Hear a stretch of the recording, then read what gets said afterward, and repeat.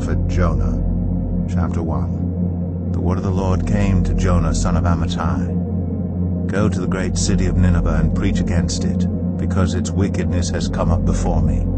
But Jonah ran away from the Lord and headed for Tarshish. He went down to Joppa, where he found a ship bound for that port.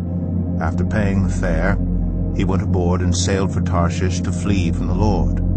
Then the Lord sent a great wind on the sea, and such a violent storm arose that the ship threatened to break up. All the sailors were afraid, and each cried out to his own God. And they threw the cargo into the sea to lighten the ship. But Jonah had gone below deck, where he lay down and fell into a deep sleep. The captain went to him and said, "How can you sleep? Get up and call on your God. Maybe he will take notice of us so that we will not perish."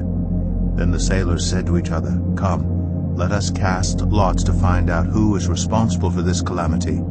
They cast lots, and the lot fell on Jonah. So they asked him, "Tell us, who is responsible for making all this trouble for us? What kind of work do you do? Where do you come from? What is your country? From what people are you?" He answered, "I am a Hebrew, and I worship the Lord, the God of heaven, who made the sea and the dry land." This terrified them, and they asked, "What have you done?"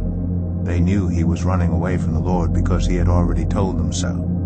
The sea was getting rougher and rougher, so they asked him, "What should we do to you to make the sea calm down for us?" "Pick me up and throw me into the sea," he replied, "and it will become calm. I know that it is my fault that this great storm has come upon you." Instead, the men did their best to row back to land, but they could not, for the sea grew even wilder than before. Then they cried out to the Lord, "Please, Lord, do not let us die for taking this man's life. Do not hold us accountable for killing an innocent man, for you, Lord, have done as you pleased." Then they took Jonah and threw him overboard, and the raging sea grew calm. At this the men greatly feared the Lord, and they offered a sacrifice to the Lord and made vows to him. Now the Lord provided a huge fish to swallow Jonah, and Jonah was in the belly of the fish 3 days and 3 nights. From inside the fish Jonah prayed to the Lord his God. He said, "In my distress I called to the Lord, and he answered me. From deep in the realm of the dead I called for help, and you listened to my cry. You hurled me into the depths, into the very heart of the seas, and the currents swirled about me. All your waves and breakers swept over me. I said, I have been banished from your sight. Yet I will look again toward your holy temple. The engulfing waters threatened me. The deep surrounded me. Seaweed was wrapped around my head. To the roots of the mountains I sank down. The earth beneath barred me in forever. But you, Lord my God, brought my life up from the pit.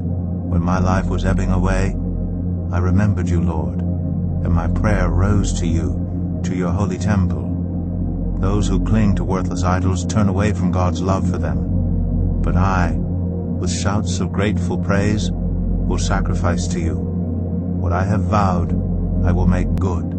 I will say, salvation comes from the Lord.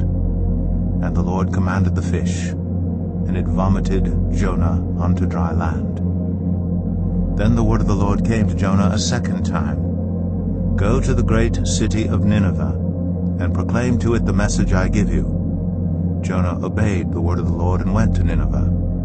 Now Nineveh was a very large city. It took 3 days to go through it.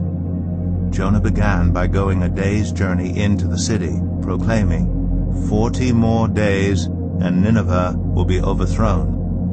The Ninevites believed God. A fast was proclaimed, and all of them, from the greatest to the least, put on sackcloth. When Jonah's warning reached the king of Nineveh, he rose from his throne, took off his royal robes, covered himself with sackcloth, and sat down in the dust. This is the proclamation he issued in Nineveh.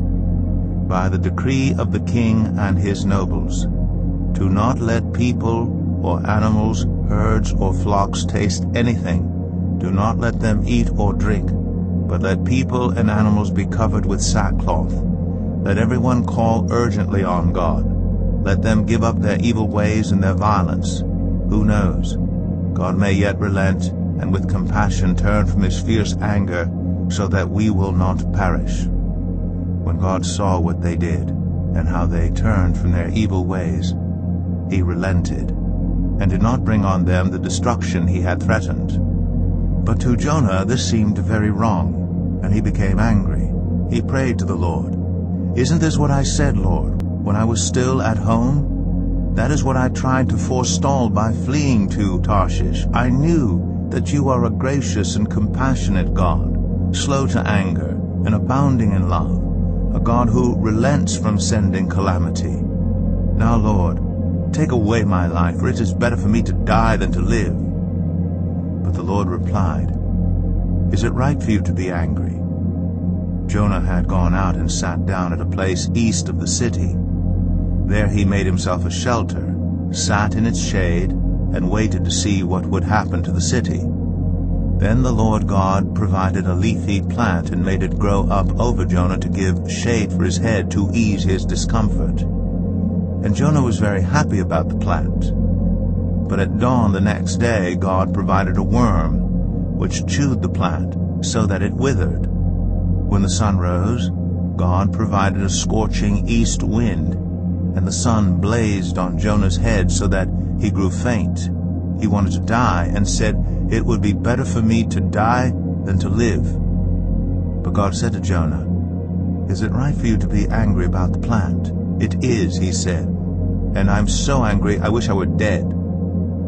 But the Lord said, "You have been concerned about this plant, though you did not tend it or make it grow. It sprang up overnight and died overnight. And should I not have concern for the great city of Nineveh, in which there are more than 120,000 people who cannot tell their right hand from their left, and also many animals?"